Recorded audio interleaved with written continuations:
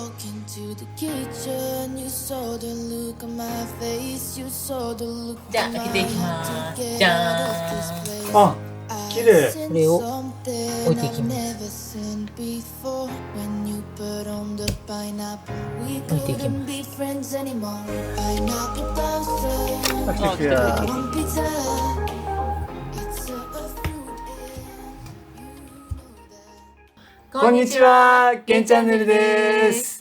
今回は農家のコンビニと呼ばれているコメリさんからお声掛けをいただきました。接着剤不要で置くだけで簡単に施工ができるクリックロックフロアをコメリさんの方からご提供いただきましたので、これをご紹介させていただきたいと思います。このクリックロックフロアはですね、置いていくだけでパネル同士の溝がカチッとロックされるように設計されてますので、置いていくだけで簡単に施工ができますので、我々のような DIY 初心者にもおすすめのフロア材です。カラーのチョイスがですね、5つあります。でその5つのうち4つが木目調なんですね。ホワイト、グレー、ナチュラル、ダークブラウンの4つの木目調があります。でもう1つのカラーが大理石調ホワイトということで、木目調が4つ、大理石調が1つと計5つのカラーオプションがあります。今回我々が選択したカラーは大理石調のホワイトにしたんですけれども、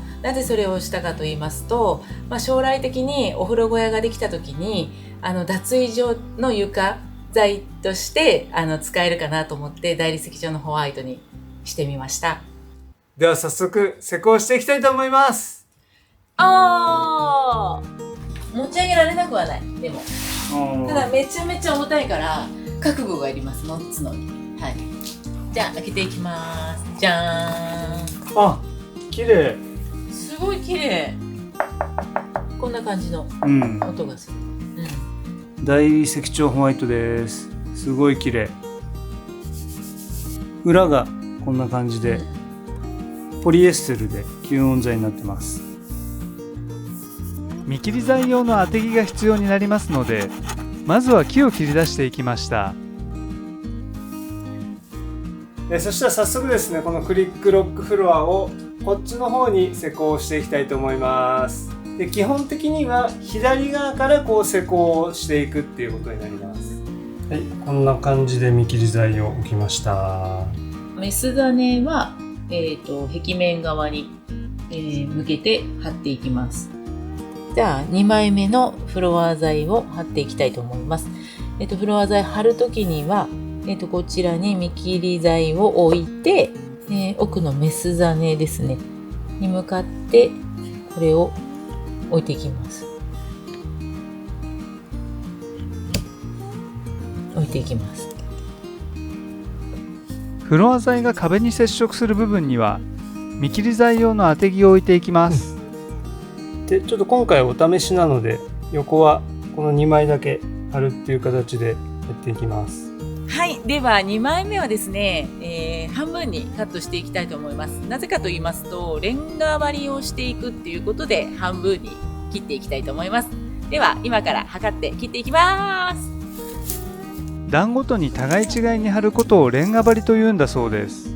今回は2段目、4段目、6段目を互い違いに貼るために3枚半分に切ります。コメリさんの説明ではカッターで切れると言っていましたが、果たしてロミーはうまく切れるのでしょうか。無理ない。無理だよね。確かにね、全然何にも。カッターで切れると言ってもかなり力強く切り込みを入れないと切れないようです。あ、来た来た来た。じゃあ、来た来た。こんな風にカットできました。結構ね、カットするのに力が必要ですね。はい。では、2段目もやっていきたいと思います。2段目やるときも、この端にですね、見切り材を置いていきます。ここに置いて、次に、この半分にカットしたやつを入れていきます。こんな感じで置いていきます。ありましたね、もうね。これ半分にね、切ったやつを貼ったんですけど、その次にはですね、この1枚のまんま、フロア材を貼っていきます。痛いよ。入りました。入りましたよ。今はスムーズに入ったんですけど、スムーズに入らないことも時としてあるそうなんですよ。で、そうした時はグリグリして「おお入った!」っていう感じになりますね。はい。ところどころうまくフロア材同士が合わないことがありましたが、グリグリ押し込んでいるといつの間にか入ったということが多かったです。これでいくと入ったか。いつの間にか入ってます。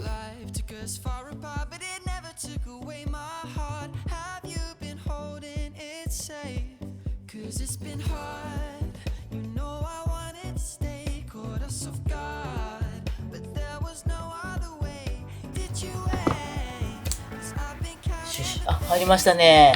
入りました。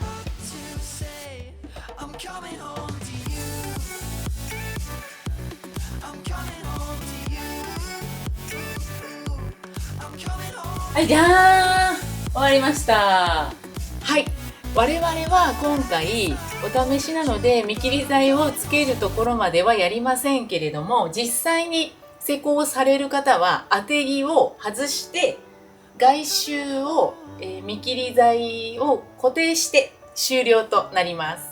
見切り剤をどのようにつけるかと言いますと、見切り剤に両面テープを貼って外周に固定をして終了となります。今回このクリックロックフロアで大理石調ホワイトのカラーでもらったんですけど、実際箱を開いて見てみるとすごく綺麗だなっていうのがまず第一印象でした。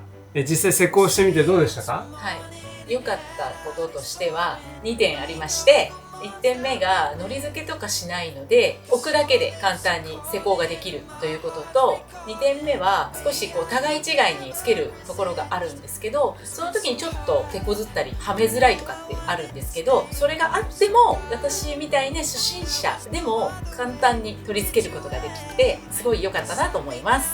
今回はコメリさんからご提供いただいて、このクリックロックフロアの大理石調ホワイトを実際に施工してみました。はい、皆さんいかがでしたでしょうか？我々みたいな DIY 初心者でもこうやって簡単に施工ができましたので、 DIY 好きの皆さんならもっと簡単に施工もできると思いますので、ぜひフロア材を検討されている方はこのクリックロックフロアも候補に入れて考えていただくといいんじゃないかなと思います。ではご視聴ありがとうございました。